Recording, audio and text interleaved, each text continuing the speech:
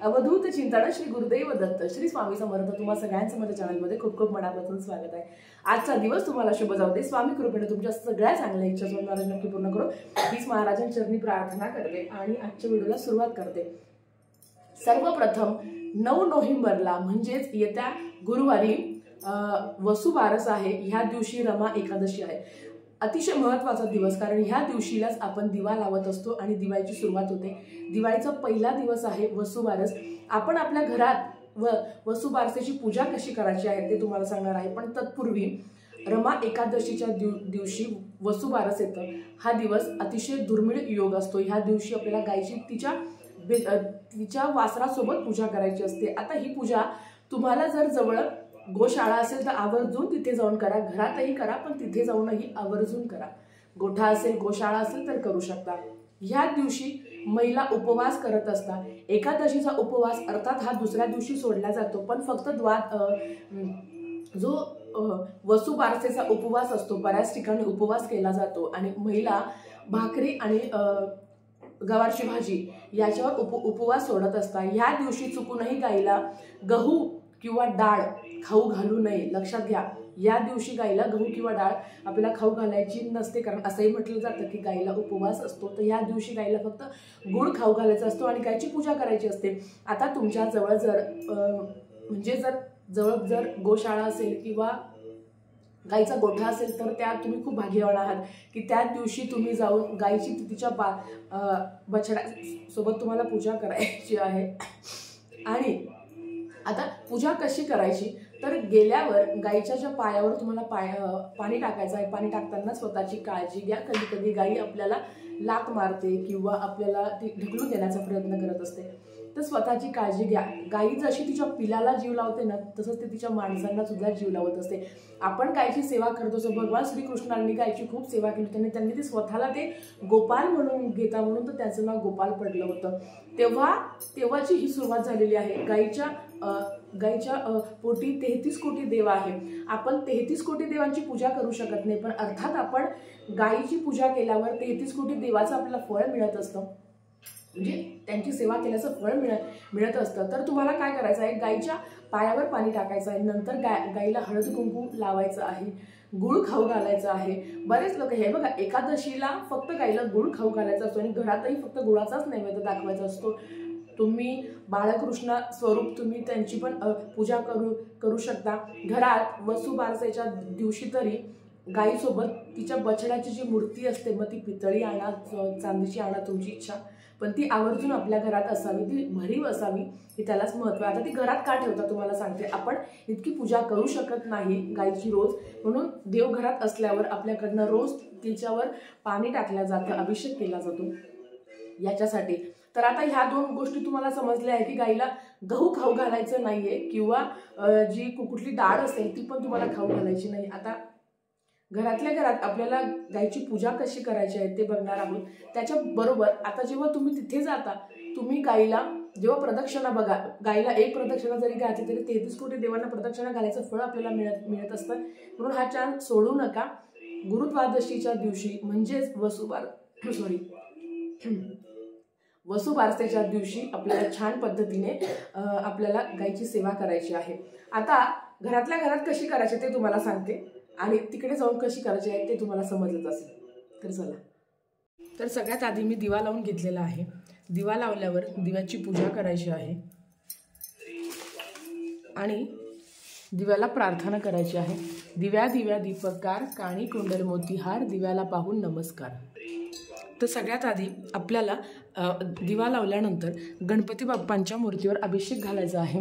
आपण जेव्हा घरात पूजा करत असतो तर अर्थात आधी आपल्याला गणपती बाप्पाच्या मूर्तीवर अभिषेक घालायचा आहे। अभिषेक घालत असताना ओम गण गणपते नमः, ओम गण गणपते नमः किंवा गणपती अथर्व शीर्षमचं तुम्हाला पठण करायचं आहे आणि गणपती बाप्पांच्या मूर्तीवर अभिषेक घालायचा आहे। आता जर तुम्ही फक्त ओम गण गणपते नमः या मंत्राचा जप करणार असाल तर 21 वेळा किंवा 11 वेळा मंत्र जप करावा। त्याच्यानंतर मूर्ती आपली स्वच्छ साफ करावी आणि ती आपल्याला आधी त्याची स्थापना करायची आहे। तर इथे मी छानपैकी गणपती बाप्पांच्या मूर्तीची स्थापना करून घेते। ओम गण गण गणपतये नमः असं गणपती बाप्पाची सेवा चालू असताना ओम गण गणपतये नमः ओम गण गणपतये नमः या मंत्राचा जप करायचा। ते झाल्यावर गणपती बाप्पांना आपल्याला हळद कुंकू अर्पण करायचं आहे। हळद कुंकू अक्षदा आपल्याला गणपती बाप्पांना अर्पण करायचे आहे। त्याच्याबरोबर गणपती बाप्पांना फूल अर्पण करायचं आहे। जास्वंदीचं फूल असेल तर अतिशय उत्तम, नाहीतर साधं म्हणजे लाल कलरचं फूल अर्पण केलं तरी चालेल। तर इथे मी गणपती बाप्पांना फूल अर्पण केले आहे। नंतर गणपती बाप्पांना मी दुर्वा अर्पण केले आहे। हे गणपती बाप्पाची स्थापना झाल्यावर नंतर येतं ते आपल्याला बाळकृष्णाची पण स्थापना करायची आहे। आता बाळकृष्णाची स्थापना का करता? कारण भगवान बाळकृष्णांनी गायीची खूप सेवा केली होती, म्हणून तर त्यांना गोपाल असं म्हटलं जातं। तर आता इथे मी बाळकृष्णांच्या मूर्तीवर अभिषेक घालून घेते। अभिषेक घालताना तुम्हाला बाळकृष्णाचा ओम नमो भगवते वासुदेवाय या मंत्राचा जप करत करत आपल्याला बाळकृष्णांच्या मूर्तीवर अभिषेक घालायचा आहे। बघा, घरातील सवाष्णी महिला गायीच्या गायीच्या पायांवर पाणी घालायचं किंवा दूध घालायचं आणि त्यांची आपल्याला पंचोपचार पूजा करायची असते। आता ही पूजा करण्याच्या आधी बाळकृष्णाची पूजा तुम्हाला करून घ्यायची आहे। प्राचीन काळापासून हिंदू धर्मात गायीला अनन्यसाधारण महत्त्व दिले जात आहे। गायीच्या ठिकाणी 33 कोटी देव आहे असे मानले जाते, म्हणून तिला गोमाता म्हटले आहे। तिची उपयुक्तता ओळखूनच प्राचीन काळापासून गायीची पूजा करायचं महत्त्व आहे। गायीच्या थोरवीमुळेच राजा दिलीप आणि भगवान कृष्ण यांनी गोसेवा सुरू केली, म्हणून तर श्रीकृष्णाने स्वतःला गोपाल म्हणून घेतलं होतं। म्हणून या दिवशी भगवान बाळकृष्णांच्या पण मूर्तीवर तुम्हाला अभिषेक घालायचा आहे आणि त्यांची पण तुम्हाला स्थापना करायची आहे, त्यांची पण तुम्हाला पूजा करायची आहे। ओम गण गणपतये नमः या मंत्राचा अभिषेक करत करत तुम्हाला बाळकृष्णांच्या मूर्तीवर मंत्र म्हणत बाळकृष्णांच्या मूर्तीवर तुम्हाला अभिषेक घालायचा आहे। अभिषेक घालून घेतल्यावर बाळकृष्णांना पण अष्टगंध लावून घ्यायचा आहे आणि फूल वाहायचं आहे। कुठल्याही रंगाचं फूल तुम्ही बाळकृष्णाला वाहू शकता। आता येतं ते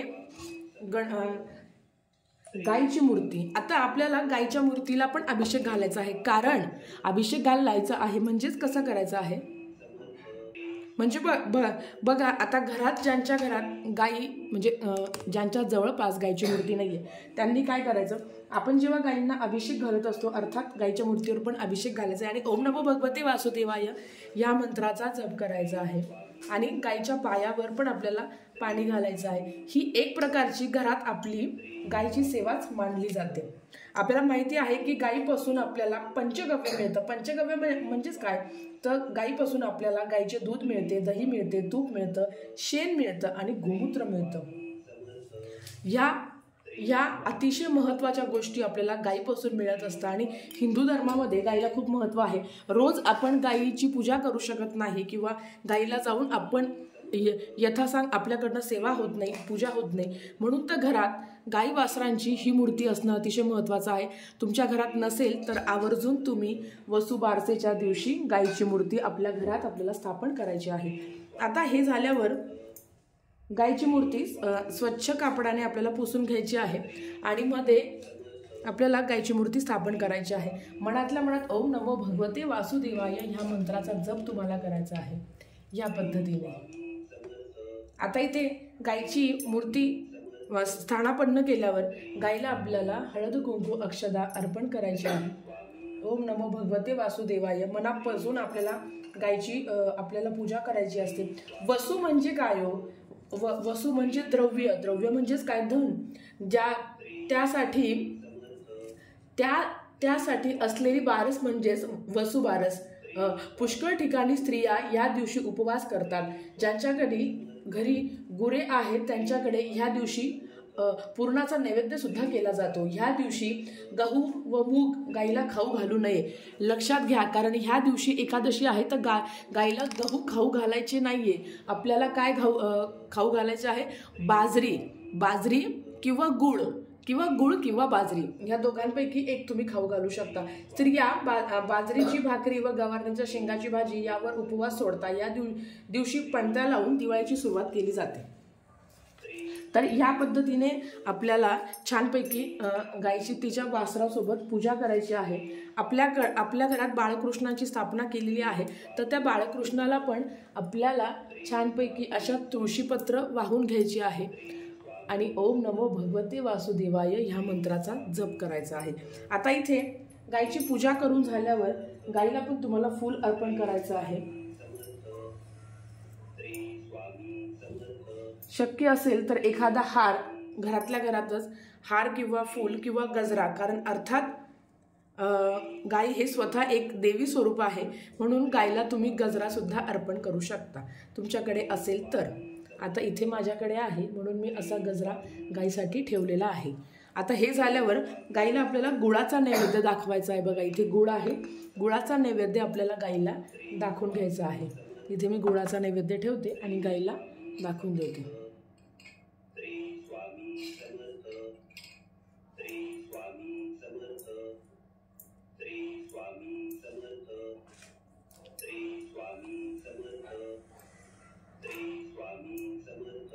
या पद्धतीने गायीला आपल्याला गुळाचा नैवेद्य दाखवून घ्यायचा आहे.